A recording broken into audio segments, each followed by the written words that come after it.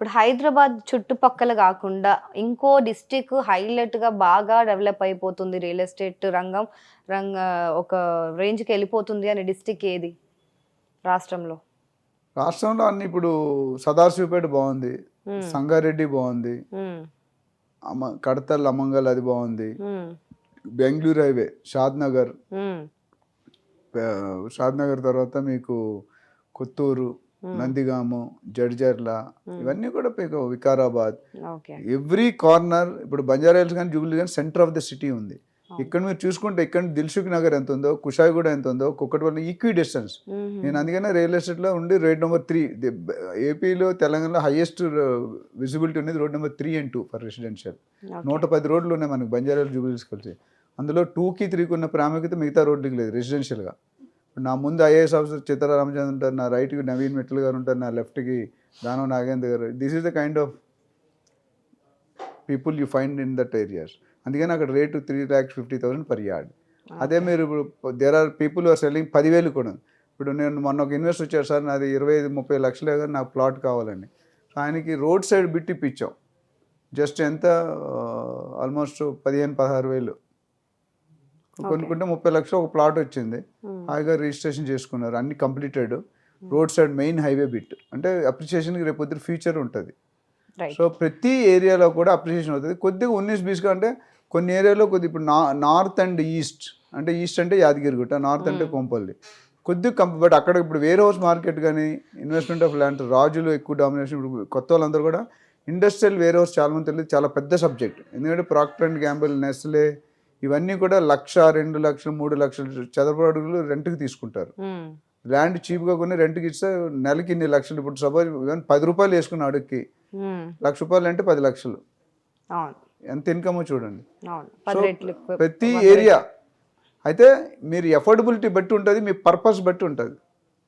Purpose అంటే నేను చెప్పేది 4 రకాలు ఉంటాయి. ఏంటంటే ఒకటి మనం ఇల్లు కట్టుకొని ఉండడానికి, 2 ట్రేడింగ్, మీరు కొనేసి పక్క ఆయనకి ఒక 6 నెలల తర్వాత ఒక 10% ఉండిపోయి అమ్మేయడం. 3వది లాంగ్ టర్మ్ ఇన్వెస్ట్మెంట్ అంటే ఇప్పుడు పెట్టి నెక్స్ట్ 10 years నేను 5 to 10 years డిస్టర్బ్ చేయను. 4th టైప్ ఏంచి రిటర్న్ ఆన్ ఇన్వెస్ట్మెంట్ అంటే రెంటల్ ఇన్కమ్స్ కానీ. ఈ 4 రకాలు ఉన్నాయి. సో మీ లొకేషన్ సెలెక్ట్ చేసుకోవడం కానీ, రేట్ సెలెక్ట్ చేసుకోవడం, ఈ పారామీటర్స్ ఉంటుంది. మీరు దేనికోసం కొనుక్కుంటున్నారు దాన్ని బట్టి మన డెసిషన్ మారుతుంది, మన సెలెక్షన్ క్రైటీరియా మారుతుంది, సెలెక్షన్ ప్రాసెస్ మారుతుంది.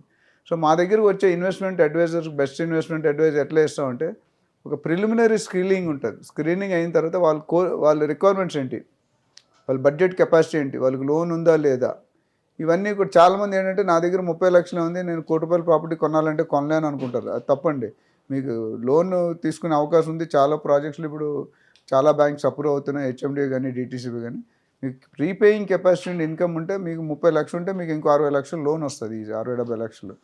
సో ఇలా చాలామంది తెలియక నన్ను అడుగుతారు సార్ ఎట్లా. నేను చెప్తున్నాను మీకు రీపేయింగ్ కెపాసిటీ ఇన్కమ్ కన్సిస్టెంట్గా రావాలి.